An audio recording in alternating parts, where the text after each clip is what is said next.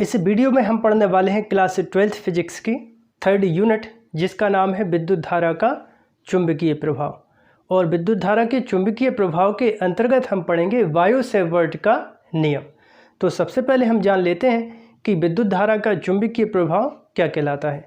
वैज्ञानिक ऑर्स्टेड ने सबसे पहले पता लगाया था कि यदि किसी चालक तार में विद्युत धारा प्रवाहित की जाए, एक्स वाई क्या हो गया, एक चालक तार है और इस चालक तार में आई विद्युत धारा प्रवाहित हो रही है, तब इस धारावाही चालक तार के चारों ओर एक चुंबकीय क्षेत्र उत्पन्न हो जाता है और इस घटना को कहते हैं विद्युत धारा का चुंबकीय प्रभाव। ठीक, इतनी बात समझ में आ गई।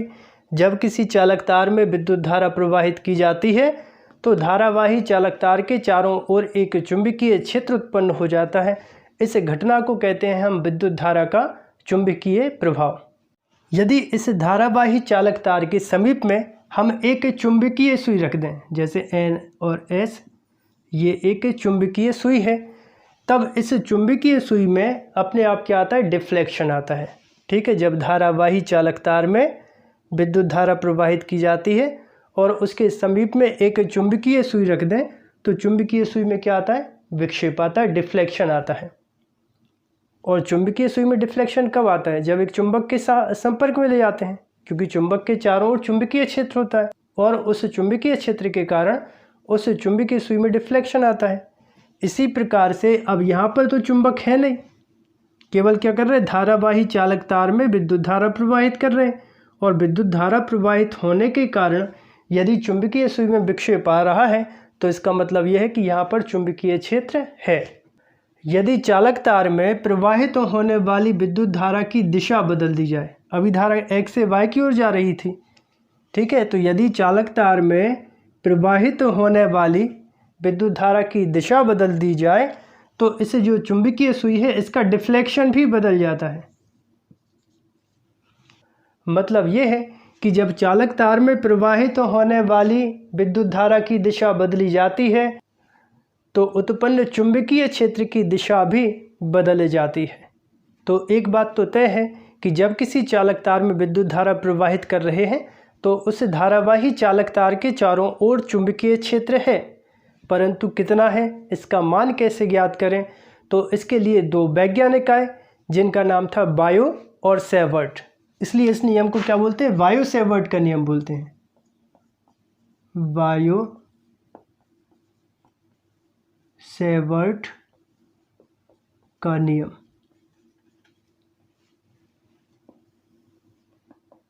ठीक है, ये दो भौतिक वैज्ञानिक हैं, बायो और सेवर्ट। तो बायो सेवर्ट ने क्या किया, एक धारावाही चालक तार लिया। तो एक चालक तार ले लेते हैं, x और ये y। x y एक चालक तार है और इस चालक तार में आई विद्युत धारा प्रवाहित हो रही है। ठीक है, तब इस धारावाही चालक तार के कारण एक चुंबकीय क्षेत्र उत्पन्न होगा। तो वैज्ञानिक बायो और सेवर्ट ने यह बताया कि इस धारावाही चालक तार के कारण, पूरे चालक तार के कारण उत्पन्न चुंबकीय क्षेत्र का मान तो हम नहीं बता सकते, परंतु यदि इस धारावाही चालक तार का हम एक अल्पांश लें, एक छोटा सा टुकड़ा लें, जैसे इस धारावाही चालक तार का एक छोटा अल्पांश ले लिया dl। ठीक है, इस धारावाही चालक तार का एक छोटा सा अल्पांश, स्मॉल एलिमेंट हमने लिया है, किसने लिया, बायो सेवर्ट ने। और ये जो लंबाई ली है ये कैसा लेना है, हमें सदिश लेना है। ये जो dl वेक्टर लिया है, ठीक है, इस पूरे चालक तार का ये जो छोटा सा टुकड़ा स्मॉल एलिमेंट लिया है, इसकी जो लंबाई लेना है वो हमें लेना है सदिश। किस दिशा में, जिस दिशा में विद्युत धारा प्रवाहित हो रही है उसी दिशा में इस चालक तार के अल्पांश की लंबाई को हमें लेना है। तब इस चालक तार से स्मॉल r वेक्टर दूरी पर एक बिंदु लेते हैं P। तब इस बिंदु P पर उत्पन्न चुंबकीय क्षेत्र, तो यहाँ पर उत्पन्न चुंबकीय क्षेत्र को हम लिख देते हैं dV। आपको याद होगा स्थिर वैद्युत में हम विद्युत क्षेत्र की तीव्रता या विद्युत क्षेत्र को किससे दर्शाते थे? ई से। अल्प विद्युत क्षेत्र है तो कैसे दर्शाते थे? डी ई से। ऐसे ही यहाँ पर चुंबकीय क्षेत्र को हम दर्शाते हैं बी से। चुंबकीय क्षेत्र या चुंबकीय क्षेत्र की तीव्रता दोनों को दर्शाते हैं बी से, और यदि अल्प चुंबकीय क्षेत्र की बात की जाए तब हम इसको लिखेंगे डी बी। अब यहाँ पर देखिए, पूरे चालक तार के कारण उत्पन्न चुंबकीय क्षेत्र की बात तो हो नहीं रही। क्या हो रही है? इस अल्पांश के कारण उत्पन्न चुंबकीय क्षेत्र की तीव्रता की बात कर रहे हैं बिंदु P पर, तब इसको क्या लिखेंगे? D B. एक बात और ध्यान रखिएगा, ये जो लंबाई ली है, अल्पांश की लंबाई ली है, मान लीजिए ये है डी एल वेक्टर, और जिस दूरी पर हमें चुंबकीय क्षेत्र की तीव्रता की गणना करनी है वो क्या है? R vector. तो डी एल वेक्टर और आर वेक्टर के बीच का जो कोण है वो कितना है? थीटा है। तो यहाँ पर कोण का मान हम लिख देते हैं थीटा। ठीक है, किस किस के बीच का कोण है? डी एल वेक्टर और आर वेक्टर के बीच का कोण है थीटा। तब ये चुंबकीय क्षेत्र चालक तार में प्रवाहित होने वाली विद्युत धारा के अनुक्रमानुपाती होता है, मतलब डी बी प्रोपोर्शनल टू आई। इतनी बात क्लियर है? क्या बोला हमने? एक्स वाई क्या है? चालक तार है, आई विद्युत धारा प्रवाहित हो रही है। तब इस धारावाही चालक तार के एक अल्पांश के द्वारा एक छोटे से टुकड़े के कारण उत्पन्न चुंबकीय क्षेत्र चालक तार में प्रवाहित होने वाली विद्युत धारा के अनुक्रमानुपाती होता है। दूसरा पॉइंट देखिए, इसको देते हैं नंबर 1। दूसरा उन्होंने बताया चालक तार के अल्पांश की लंबाई के अनुक्रमानुपाती होता है। कौन? चुंबकीय क्षेत्र।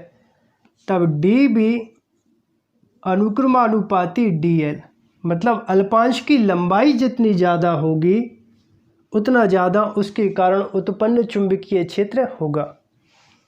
इसको देते हैं सेकंड पॉइंट। ठीक है, इन दोनों के मतलब समझिए। चालक तार में जितनी ज़्यादा विद्युत धारा प्रवाहित होगी उसका जो चुंबकीय क्षेत्र है अल्पांश का उतना ज़्यादा अधिक होगा। चालक तार की लंबाई जितनी ज़्यादा होगी, मतलब अल्पांश की जितनी ज़्यादा लंबाई होगी, उत्पन्न चुंबकीय क्षेत्र का मान भी उतना ज़्यादा होगा। तीसरा पॉइंट याद रखिए, डी एल वेक्टर और आर वेक्टर के बीच में बनने वाले कोण की ज्या के अनुक्रमानुपाती होता है।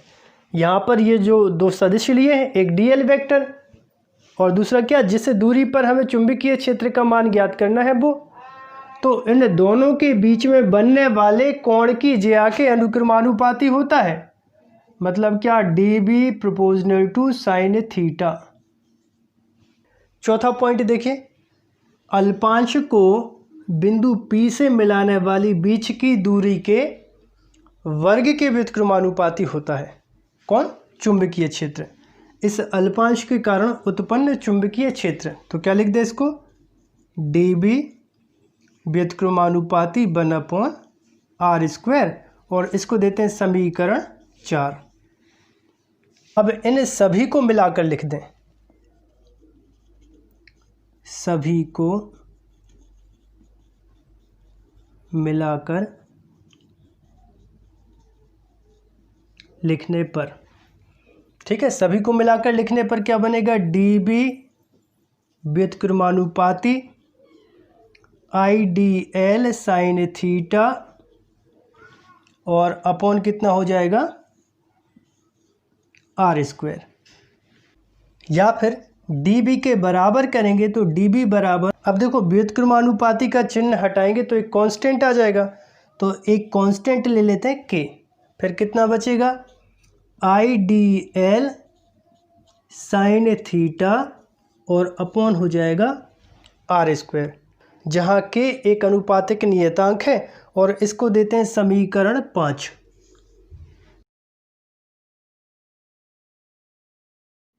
अब इस k का SI पद्धति में, इन SI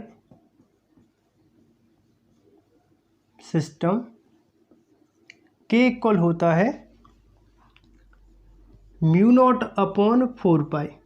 ठीक है, इस k का मान होता है SI पद्धति में μ0/4π, और k का मात्रक यहीं से बन जाएगा, dv में आर स्क्वायर का 3 गुणा कर दो, तो यहाँ पर dv का मात्रक होता है टेस्ला। ठीक है, यहाँ पर ये जो चुंबकीय क्षेत्र आपको दिख रहा है, तो चुंबकीय क्षेत्र की तीव्रता का मात्रक होता है टेस्ला।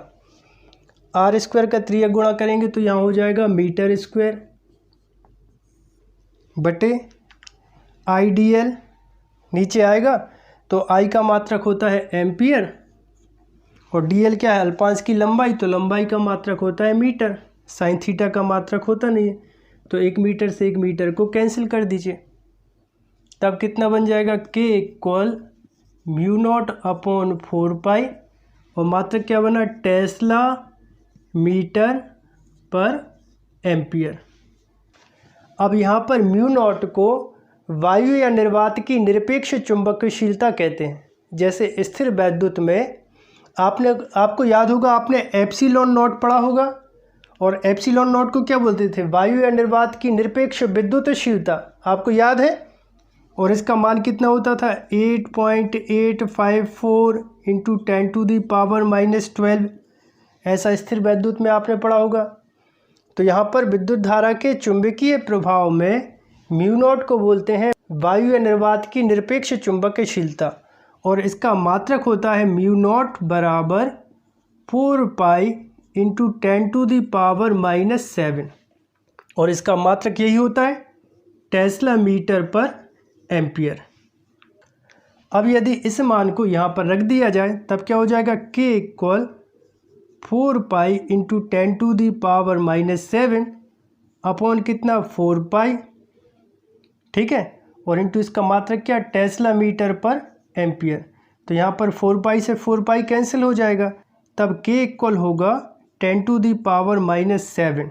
ठीक है, टेस्ला मीटर पर एम्पियर। तब के का अंकिक मान होता है 10⁻⁻7 या फिर के इक्वल म्यू नॉट अपॉन 4 पाई। तो के का मान इन दोनों में से कोई भी हम यहाँ पर रख सकते हैं। तो इन दोनों मानों को समीकरण 5 में बारी बारी से हम रख देते हैं। तब समीकरण 5 में के का मान रखें।